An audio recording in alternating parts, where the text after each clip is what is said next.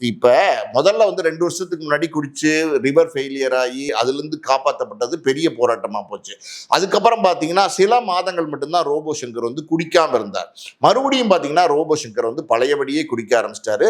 இது வந்து நான் கண்ணால பார்த்த ஒரு சாட்சி. நான் எங்கன்னா, போன மாசம் வந்து பார்த்தீங்கன்னா, ஒரு பிரபல பத்திரிக்கையாளருக்கு வந்து வேலூர்ல வந்து ஒரு விழா நடந்துச்சு.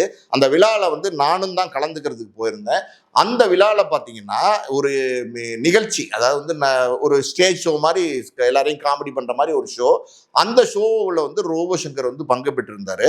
அதுல பேசும்போதே பார்த்தீங்கன்னா, அதாவது அவர் என்ன செய்றாரு, அவர் என்ன பேசுறாருன்னு தெரியாத அளவுக்கு வந்து தண்ணி அடிச்சுட்டு குடிச்சிட்டு கொல கொலன்னு பேச ஆரம்பிச்சிட்டார். அவர் வந்து அவரை பார்த்து அவருடைய அப்படி சொல்றது நகைச்சுவை பார்த்து சிரிச்சவங்க எல்லாம் பார்த்தீங்கன்னா, என்ன மறுபடியும் ரோபோ சங்கர் வந்து இப்படி தண்ணி அடிக்க ஆரம்பிச்சிட்டாரா, ஏன் இப்படி வந்து பண்றாரு, என்ன ஆச்சு ரோபோ சங்கருக்கு, ஏன் மறுபடியும் ஏற்கனவே உடல் பாதிக்கப்பட்டவர் மறுபடியும் தண்ணி அடிச்சா ஆபத்தாச்சு அப்படின்னு அந்த கூட்டத்தில் இருக்கிறவங்க பேசுறதே நம்ம காதால கேட்க முடிஞ்சிச்சு.